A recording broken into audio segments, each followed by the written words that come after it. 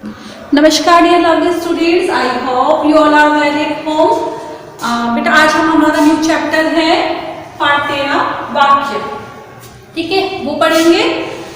वाक्य पढ़ने से पहले हमने शब्द भी पढ़ा है ना। तो वर्णों से क्या बनते हैं? शब्द बनते हैं। ठीक है, सबसे पहले तो वर्णों से शब्द बनते हैं।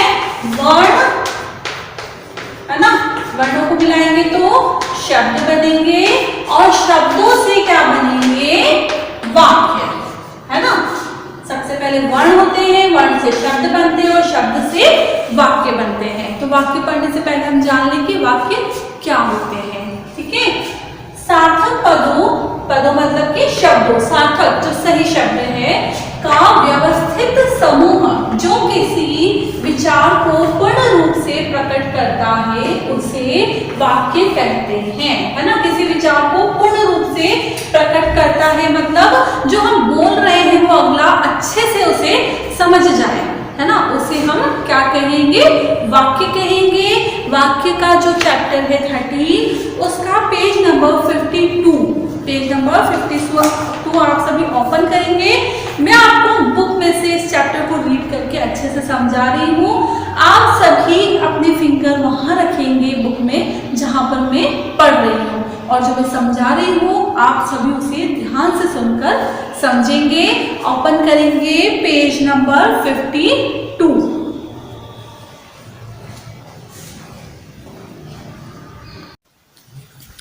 तो बच्चों, जैसा कि अभी मैंने आपको बताया कि भाषा की सबसे छोटी इकाई तो वर्ण है, और वर्णों से जो शब्द बनते हैं, जो सार्थक समूह बनता है, वो क्या है? वाक्य है। ठीक है, तो अब हम वाक्य के प्रकार पढ़ेंगे। देखो, दो लोगों को बात करते हुए सुनो। एक व्यक्ति प्रश्न करता है, दूसरा उत्तर देता है। ठीक है, उत्तर द्वारा हम सूचना देते हैं। ऐसे वाक्यों को हम निश्चयवाचक वाक्य कहते हैं, है ना। उत्तर देकर हम सूचना देते हैं, मतलब हम बताते हैं, तो उसे क्या कहेंगे? निश्चयवाचक वाक्य कहेंगे। ठीक है, आज सोमवार है ना। मेरे पास एक सुंदर गुड़िया है। कल रात बहुत जोर की बारिश हुई। ठीक है, हम दूसरे लोगों से सूचना लेने के लिए सवाल करते हैं। ऐसे वाक्यों को प्रश्नवाचक कहते हैं, है ना। क्या कहते हैं? ऐसे वाक्यों को प्रश्नवाचक वाक्य कहते हैं। क्या तुम्हारे पास पेंसिल है? तुम्हारे पिताजी अभी क्या कर रहे हैं? है ना, इसमें ये क्या कर रहे हैं? प्रश्न पूछ रहे हैं, है ना। तो ये क्या हो गया? प्रश्नवाचक वाक्य हो गया। ठीक है, तो प्रश्न करना तो प्रश्नवाचक वाक्य हो गया, और उत्तर देना निश्चयवाचक वाक्य हो गया। ठीक है, दोनों तरह के वाक्यों को हम नहीं के साथ भी बोल सकते हैं। नहीं वाले वाक्यों को हम निषेधवाचक वाक्य कहते हैं। क्या तुम्हारे पास पेंसिल नहीं है ना, ये भी प्रश्न पूछना ही कहला रहा है, लेकिन हमने नहीं लगा लिया, इसलिए क्या हो गया? निषेधवाचक वाक्य। कौन सा वाक्य हो गया? निषेधवाचक वाक्य। ठीक है, अब नेक्स्ट है, तुम्हारे पास घड़ी नहीं है? नहीं, मेरे पास घड़ी नहीं है। ओके, इस तरीके से हमने वाक्य में नहीं लगा दिया। हम मन के भावों को विस्मयादि बोधक या विस्मयवाचक वाक्य से प्रकट कर सकते हैं, है ना। जैसे कि हमने पहले पढ़ा भी था विस्मय बोधक, है ना। जैसे कि तारीफ करना, वाह कितना अच्छा कपड़ा है। आश्चर्य प्रकट करना, वाह कितनी ऊंची इमारत है। दुख प्रकट करना, हाय यह क्या हो गया। ठीक है, ये सारी चीजें विस्मय को प्रकट कर रही है। विस्मय मतलब आश्चर्य को, दुख को, है ना, घृणा को, डर को, क्रोध को, इन सबको जो इन शब्द प्रकट करते हैं वे विस्मय के अंतर्गत आएंगे। ठीक है, अब हम आगे देखेंगे। हम आज्ञार्थक वाक्य से लोगों को कुछ काम करने के लिए कहते हैं, बड़ों से काम के लिए विनती करते हैं या काम करने से रोकते हैं। आज्ञार्थक वाक्य जैसे कि किसी को आज्ञा देना, है ना। रोहित तुम यहाँ आओ, आज्ञा दे रहा है इसमें, है ना, कोई किसी को बुला रहा है, किसको, रोहित को। पिताजी खाना खाइए, इसमें भी खाना खाने के लिए आज्ञा दी जा रही है। नीरज तुम स्कूल मत जाओ, है ना, स्कूल नहीं जाने के लिए कहा जा रहा है। माँ आज बाजार मत जाइए, इसमें भी माँ को रोका जा रहा है, तो आज्ञा दी जा रही है। इसी तरीके से नेक्स्ट हम देखेंगे इच्छार्थक वाक्य।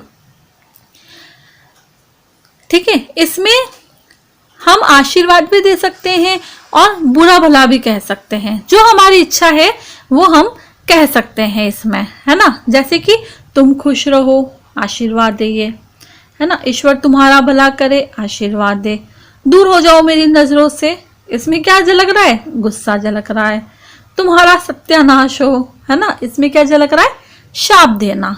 ठीक है ना। तो इसमें जिसकी जो इच्छा है उसने वो वाक्य बोल दिया है। ठीक है, तो बेटा हमने 6 तरह के वाक्य देखे हैं, निश्चयवाचक, प्रश्नवाचक, निषेधवाचक, विस्मयादिबोधक, आज्ञार्थक और इच्छार्थक। ठीक है, हम हर वाक्य को हम 2 भागों में बांट सकते हैं। हम हर उक्ति में 2 बातें देखते हैं। उक्ति में हम किसी आदमी या चीज के बारे में बात करते हैं, फिर उस आदमी या चीज के कार्य या काम के बारे में बात करते हैं। ठीक है, जैसे कि हम उदाहरण देखेंगे, इस वाक्य में हम दीपक के बारे में बात कर रहे हैं, है ना। देखो, दीपक स्कूल जा रहा है, किसके बारे में बात कर रहे हैं, दीपक के बारे में।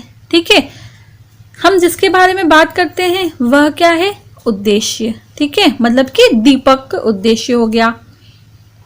दीपक स्कूल जा रहा है में स्कूल जाना क्या उद्देश्य का कार्य है। वाक्य में कार्य को हम विधेय कहेंगे, है ना। स्कूल जाना वो कार्य कर रहा है तो उसे हम क्या कहेंगे, विधेय कहेंगे। ठीक है, इस तरह हर वाक्य में एक उद्देश्य होता है और एक विधेय। मेरा भाई सो रहा है ना, तो इसमें मेरा भाई क्या हो गया, उद्देश्य, और सो रहा है विधेय। सभी बच्चे खाना खा रहे हैं, इसमें सभी बच्चे क्या हो गया, उद्देश्य, और खाना खा रहे हैं विधेय हो गया। ओके, तो इसी तरीके से वाक्य भाषा की इकाई है जिसका एक पूर्ण अर्थ होता है और जिसमें एक उद्देश्य और एक विधेय होता है ना। वाक्य क्या है, भाषा की इकाई है। उद्देश्य के अंतर्गत वाक्य का कर्ता तथा उसके विशेषण आते हैं और विधेय के अंतर्गत कर्म तथा कर्म के विशेषण, क्रिया विशेषण आते हैं, है ना। उद्देश्य के अंतर्गत तो जो कर्ता जो काम कर रहा है ना, कर्ता उसका विशेषण आएंगे। ठीक है, और जो विधेय के अंदर कर्म तथा कर्म के विशेषण आएंगे। ठीक है, या फिर क्रिया विशेषण भी आएंगे। ठीक है, तो बेटा आई होप यहाँ तक ये चैप्टर आपको अच्छे से समझ आ गया होगा। एक बार आप इस पूरे चैप्टर को अच्छे से रीड करना, आप इसे और अच्छे से समझ जाएंगे और बाकी का हम लाइव क्लास में और अच्छे से समझेंगे। ठीक है, thank you and have a nice day.